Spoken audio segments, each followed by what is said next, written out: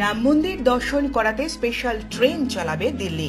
আর এই খবর কানে পৌঁছতেই মোদী সরকারকে ধন্যবাদ জানালেন বিজেপি নেতা সুজিত বিশ্বাস। তিনি বলেন, হিন্দুদের কাছে রাম মন্দির একটি আবেগের জায়গা, আর প্রায় 500 বছর পর রাম মন্দির পাবে দেশের হিন্দু সমাজের নাগরিকেরা।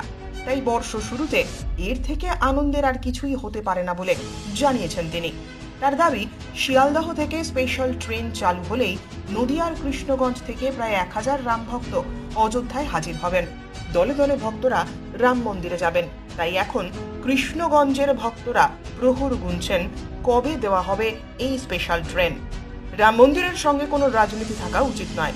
তিনি বলেন, নদিয়ার অনেক বিরোধী দলের সদস্যরাও চুপচাপ অযোধ্যায় যাবেন, রামের পুজোও দেবেন। শুধুমাত্র রাজনীতির বাধ্যবাধকতার জন্য বাম, তৃণমূল এবং কংগ্রেসের সমর্থকেরা প্রকাশ্যে কথা বলতে পারছেন না। পশ্চিমবঙ্গের সুধী নাগরিক বৃন্দকে আমার প্রণাম, শুভেচ্ছা, ভালোবাসা জানাই।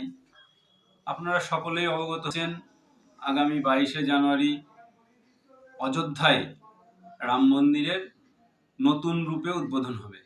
উদ্বোধন করবেন ভারতবর্ষের যশস্বী প্রধানমন্ত্রী মাননীয় নরেন্দ্র মোদীজি।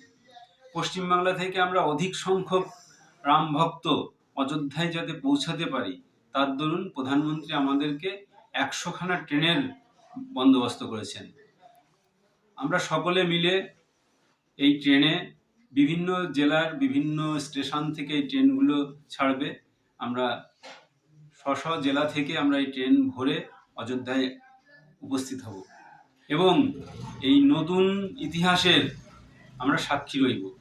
আপনাদের সকলের কাছে আমার বিনম্র প্রার্থনা, আপনারা সকলে আসুন, সুস্থভাবে আমরা অযোধ্যায় উপস্থিত হই এবং দীর্ঘ প্রতীক্ষার পরে যে রাম মন্দির উদ্বোধন হতে চলেছে তার সাক্ষী হয়ে আমরা রইব। সকলকে আমার প্রণাম, শুভেচ্ছা, ভালোবাসা জানিয়ে শেষ করছি। আপনারা অতি অবশ্যই 22শে জানুয়ারি উপস্থিত হবেন। ব্যুরো রিপোর্ট, উত্তরের প্রহরী।